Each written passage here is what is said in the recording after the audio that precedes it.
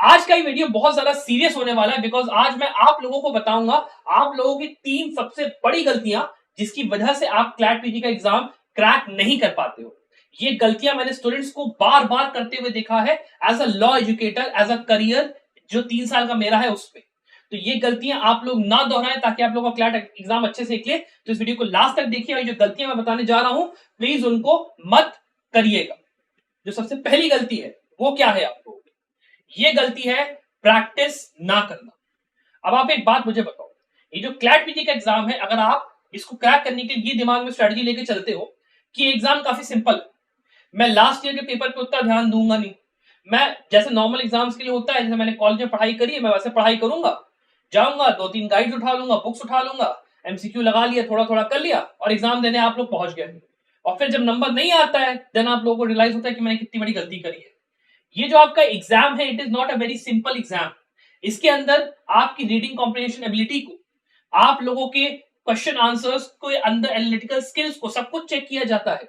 आपका पैटर्न हो सकता है 20 पैराग्राफ 6 क्वेश्चन का आ जाए, चाहे 12 पैराग्राफ 10 क्वेश्चन का आ जाए, आप लोगों को हर उसके लिए तैयार रहना है। You can not make an excuse कि पेपर मेरे हिसाब से नहीं आया, ये सिलेबस जो था उसके बाहर से आ गया। That will not work in the CLAT PG exam because पिछले 3 से 4 साल में जो पैटर्न रहा है it has varied very very much. तो इसीलिए practice makes you perfect, practice is the key.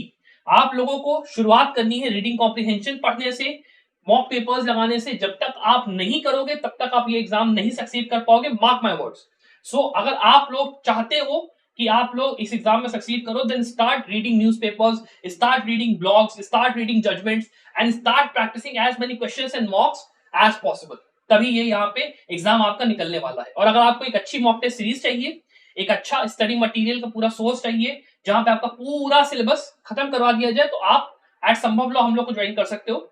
यहाँ पे हम लोग अपने चैंपियंस कोर्स में आप लोगों को पूरा केवल 4899 में, अगर आप 30 जून के पहले अगर ज्वाइन करते हो, 30 जून के पहले मतलब आज जो है 12 बजे के पहले ज्वाइन कर लेते हो, तो आप लोगों को 4899 में ये कोर्स पूरा मिल जाएगा 70 मॉक पेपर्स के साथ। पूरा सिलेबस जो आपका है क्लैट पीजी का वो हम लोग वीडियो लेक्चर फॉर्मेट में कंप्लीट करवाएंगे अलॉन्ग विद स्टडी मटेरियल। और प्रॉपर यहाँ पे जो हमारी टीम है it is one of the best team जो कि आप यहाँ पे पाओगे कहीं भी किसी भी इंस्टीट्यूशन में। इसके अलावा अगर मैं बात करूं हमारे सेकंड मिस्टेक की जो कि आप लोग यहाँ पे करते हो, जो आप लोग की सेकंड मिस्टेक है वो है केस लॉज को ना पढ़ने का तरीका जानना। गलती ये होती है कि आप लोग केस लॉज तो पढ़ते हो लेकिन आप लोग ये नहीं देखते हो कि मैं कितने केस लॉ पढ़ रहा हूं, ये केस लॉ जो पढ़ने का है उसका तरीका क्या है, या फिर केस लॉ के किस पार्ट पे फोकस करना है, किस पार्ट पे फोकस नहीं करना है। बिकॉज ऑफ दैट बहुत लोगों के नंबर्स यहाँ पे चले जाते हैं। तो मैं आज आप लोगों को क्लियर कट बता देता हूँ कि केस लॉज को आपको टैकल करना कैसे है for the CLAT PG exam. Number 1, there are 2 type of case laws that you have to study. सबसे पहले होते हैं लैंडमार्क केसेस। लैंडमार्क केसेस वो केसेस होते हैं जिसके अंदर कॉन्स्टिट्यूशनल बेंच का एक डिसीजन आया हुआ हो और वहां पे एक बहुत ही इंपॉर्टेंट क्वेश्चन ऑफ लॉ पे कोर्ट ने आंसर दिया। ये जो जजमेंट होता है इसके अंदर आपको पूरा जजमेंट पढ़ना होता है। मतलब आपको एक अच्छी कोई, आप वहां पे जाइए वेबसाइट पे जहां पे आपको एक अच्छे से केस लॉ ब्रीफ मिले, उसको पढ़िए। उसके अंदर आपको इंपॉर्टेंट जो पोर्शंस होते हैं ना जजमेंट के वो मिलेंगे। आपको उन पोर्शंस को एकदम अच्छे से याद करना है बिकॉज उसी में से जो पैराग्राफ होता है पैराग्राफ का वो बनता है जिसको कि आपका यूज किया जाता है क्लैट पीजी के पेपर के अंदर। साथ ही में जो क्वेश्चंस भी होते हैं उन्हीं पैराग्राफ के अंदर जो कीवर्ड्स होते हैं उसमें से निकल के आता है। जैसे मान लीजिए कल ही मैंने एक वीडियो बनाई कोल इंडिया वर्सेस सीसीआई की, ठीक है। अब उसके अंदर देयर आर सर्टेन वर्ड्स, की टर्म्स जो कि वहां पे यूज किए गए हैं और उस वीडियो के अंदर मैंने उसको स्पेसिफिकली डिस्क्राइब करा है कि ये चीज इंपॉर्टेंट है, वो चीज इंपॉर्टेंट है। उस वीडियो को जाके एक बार देखिए और समझिए कि कौन कौन से की पॉइंट्स इंपॉर्टेंट होते हैं जो कि ना कोर्ट यूज करता है समझाने के लिए कि ये जो पर्टिकुलर फंडामेंटल राइट है इसके बेसिस पे इस पर्टिकुलर लॉ को यहाँ पे लाया गया, या फिर ये जो पर्टिकुलर आपका लॉ है ये सुपरसीड करेगा इस लॉ को और उसके पीछे का रीजन ये है। इस तरीके की जो लाइंस होते हैं ना वही डायरेक्टली यूज करते हैं। इसके अलावा इन जजमेंट्स के अंदर आपको लैंडमार्क जो केसेस होते हैं उसमें बेंच का नाम याद होना चाहिए। साथ ही में आपको जो रिलेटेड केसेस होते हैं जो कि इसके अंदर कोर्ट ने यूज करा है जजमेंट को देते हुए वो आपको पता होना चाहिए। ये जो चीजें होती हैं ये होती है लैंडमार्क केस के अंदर पता करने वाली। फिर होते हैं आपके ऐसे केसेस जो कि रीसेंट होते हैं। रीसेंट केसेस के लिए मैंने एक सेपरेट वीडियो पूरी बनाई है। आप अगर 5 मंथ्स वाली गाइड आप जाके देखोगे पूरा मैंने उसमें एक्सप्लेन करा है रीसेंट केसेस को कैसे पढ़ना है, लैंडमार्क केसेस को कैसे करना है। एक बार वीडियो को जाके प्लीज देखिए और मिस्टेक मत करिए केस लॉज को गलत तरीके से पढ़ने की, और या फिर इस बारे में डरने की कि यार मैं इतने सारे केस लॉज कैसे पढ़ूंगा। That mistake should not be done. जो थर्ड मिस्टेक यहाँ पे स्टूडेंट्स करते हैं, जो कि बहुत ही बड़ी मिस्टेक है, वो ये है कि आप लोग अपने फाउंडेशनल सब्जेक्ट्स पे प्रॉपरली ध्यान नहीं देते हो।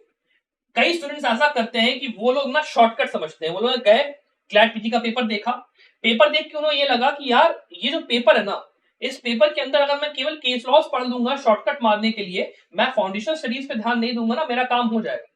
That is a very very big mistake जो कि आपको नहीं करनी।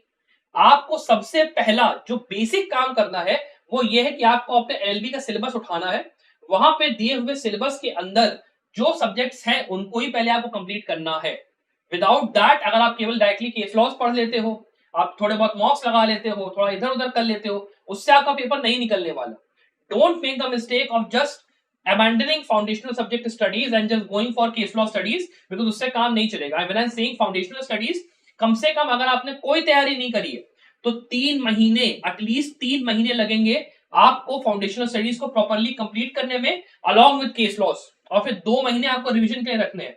सो ये जो बात है इसको प्लीज मेक श्योर करिए कि आप अपने फाउंडेशनल स्टडीज को प्रॉपरली करिए। और अगर आपको थोड़ा सा और गाइडेंस चाहिए कि क्या टॉपिक्स पढ़ने हैं, कैसे करने, मैंने एक पूरा कॉम्प्रिहेंसिव स्टडी गाइड बनाया है, एक पूरा सिलेबस गाइड बनाया है, वो वीडियो प्लीज जाके देखिए। सबके लिंक आपको डिस्क्रिप्शन में मिल जाएंगे। Please watch it and don't make the mistake of not studying your foundational subjects properly.